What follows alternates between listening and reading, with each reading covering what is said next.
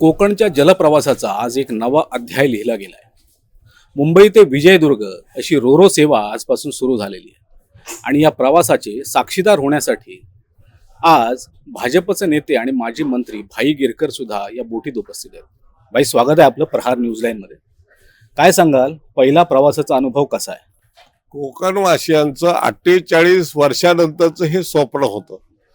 1984 पूर्वी बोट बंद झाली. कोकण जी चौगले कंपनी होती गोव्याची, त्यांनी कोकण शक्ती आणि कोकण कन्या अशा 2 बोटी होत्या आणि त्या बोटी बंद झाल्यानंतर जे कोकणवासियांचं, मी मगाशी म्हटलं 48 वर्षांचं स्वप्न होतं, ते स्वप्न आज आमच्या कोकणचे सुपुत्र आणि सिंधुदुर्गाचे पालकमंत्री, मत्स्य आणि बंदर विकास मंत्री नितेशजी राणे यांनी आज बोटीचं उद्घाटन करून गाराणा घालून, नारळ वाढवून या बोटीची सुरुवात केली आहे.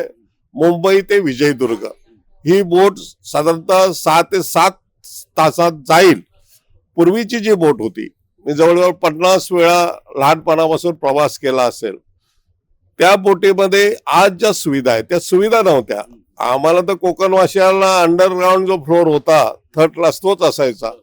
बाकीचे गोव्याचे लोक वर असायचे आणि त्या बोटीला 15 ते 16 तास लागायचे. म्हणजे समजा मी भाऊच्या धक्क्यावरून सकाळी 10 वाजता बसलो तर रात्री 1:30 ते 2 वाजता बोट विजयदुर्गाला जायची. तीच बोट आज ही 6 ते 7 तासात गोव्याला जाणार आहे. आणि सुविधा ज्या आहेत, या सुविधा जशा क्रूज असतात, मी सिंगापूरला क्रूजने पण प्रवास केलाय, क्रूज पेक्षाही सुंदर प्रवास या बोटीने होतोय. कुठेही एवढा स्पीड असून सुद्धा बोट हलत नाही. नाहीतर पूर्वी जर आम्ही असलो तर वाऱ्यामुळे एवढी हलायची की इकडे फणस ठेवला तर दुसरी बाजूला जायचा. आणि त्यामुळे एक ही जे माननीय देवेंद्रजी फडणवीस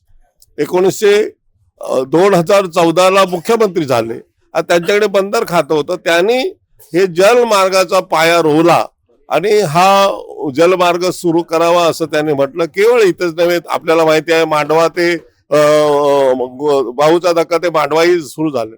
पण कोकणामध्ये जी कोकणांची ही होती ती माननीय नितेश राणेंनी 119 परमिशन लागले यासाठी.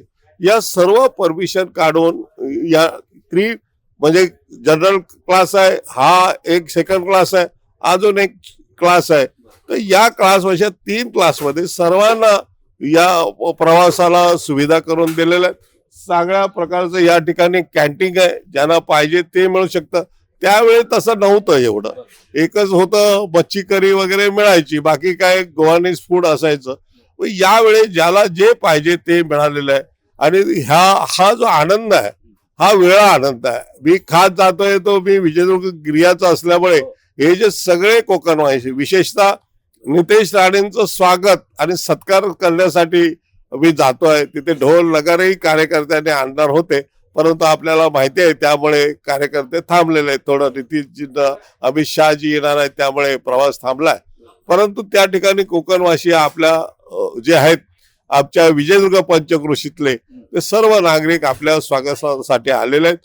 तिथून जे देवगड आहे हे 44 मिनिटांमध्ये आहे जवळपास. म्हणजे आपण इथे गेल्याच्या नंतर आणि स्वतःच्या गाडीने आपण आलेलो, आणि गाडीने जर आम्ही वळसा घेऊन आलो असतो तर डिझेल 6-7 हजार रुपयाचं लागलं असतं, किंबहुना त्याच्यापेक्षा लागलं. पेट्रोल असतं तर 10-12 हजार लागले असते प्रवासाचे. परंतु याने आपण स्वतः रोरो सर्व्हिस असल्यामुळे बोट आपल्या गाडीसह, आपल्या मोटरसायकल किंवा आपल्याकडे सायकल असेल त्यासह आपण प्रवास करणार आहात. आपण विजयदुर्गला उतरल्यावर आपण आपल्या गावाकडे थेट जाणार आहात. आणि त्यामुळे जे देवगड, त्यानंतर मालवण असेल, कणकवली असेल, या बाजूला राजापूर असेल, आंबेरी ब्रिज झाल्यामुळे राजापूर जवळ आलेलं आहे.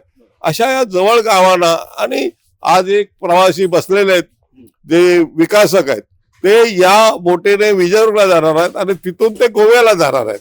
त्यांची परिवार फॅमिली घेऊन त्या या गाडीने आलेले आहेत. म्हणजे गोव्याला पण जाऊ शकता. तो हा एक वेगळा आनंद आहे. काही लोकांना वाटेल थोडे दर जास्त आहेत, सुविधा आहे, स्पीड आहे, त्यामुळे दर आहेत. जेव्हा आमची संख्या वाढेल, ही बोट जेवढी हाऊसफुल होईल तेवढ्या आपोआपच ते दरही स्थिर होतील आणि जो बोट चालवणारा मालक आहे त्यालाही ते परवडेल. म्हणून तरी मी सरकारलाही थोडं विनंती करेन की जर काय कन्सेशन देता आलं तर द्यावं.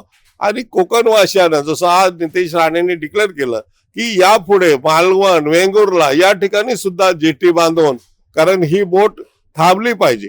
पूर्वीची आमची बोट असायची ती लांब समुद्रात राहायची आणि मग मोठ्या होड्या, त्याला पडाव म्हणायचे किंवा खपाटे म्हणायचे, ते खपाटे तिथे जायचे आणि तिथे गेल्यावर उतरताना ते समुद्राला भरती असली तर असे वर खाली व्हायचे की तो पडेल की माणूस असं वाटायचं.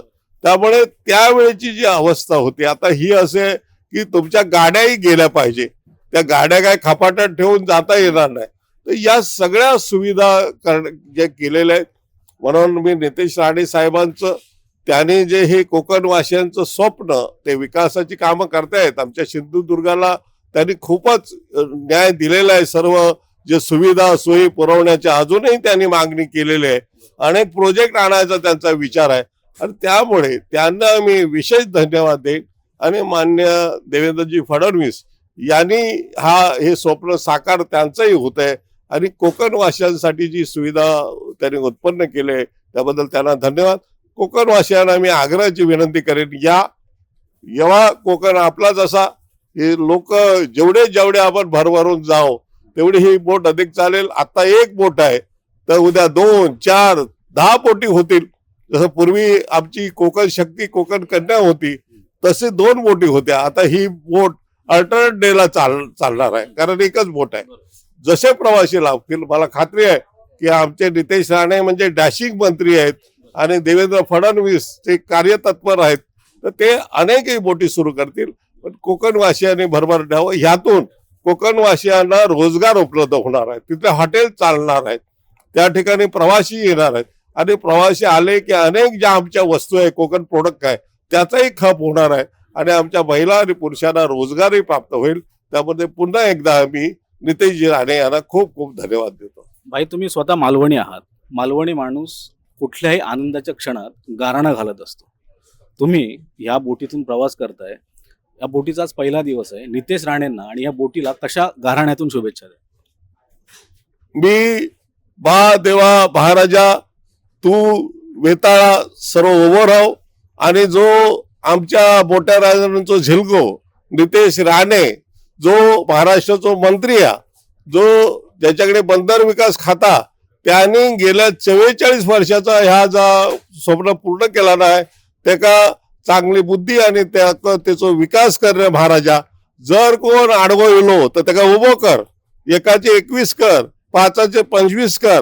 आणि या सगळ्या आमचे जे चाकरमाने आज बोटीने जातात विजयदुर्गात, त्यांना सुखाने समृद्धीने रे महाराजा, त्यांच्या परिवारात सुख समृद्धी लागू दे.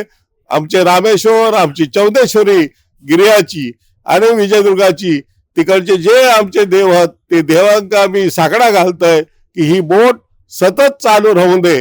आणि या बोट, आज एकच बोट आहे, त्याच्या अनेक बोटी होऊन दे आणि आमच्या गावाचा विकास होऊन दे.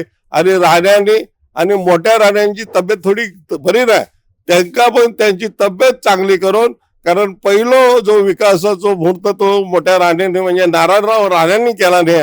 आणि त्यांचा झिलगो जो नितेश राणे, हो जो त्यांचं हे पाऊल पुढे टाकता, त्याला सुखी ठेव, त्याच्या कुटुंबाची काळजी घे आणि हे सर्व प्रवासी त्यांची पण काळजी घे महाराजा.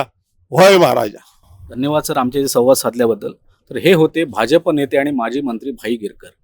गाराण्याच्या माध्यमातून त्यांनी या रोरो सेवेला वेगळ्या प्रकारच्या अशा सदिच्छा दिलेल्या आहेत. कॅमेरामन साक्षीसह मी सुहास शेलार, प्रहार न्यूज लाईन, विजयदुर्ग.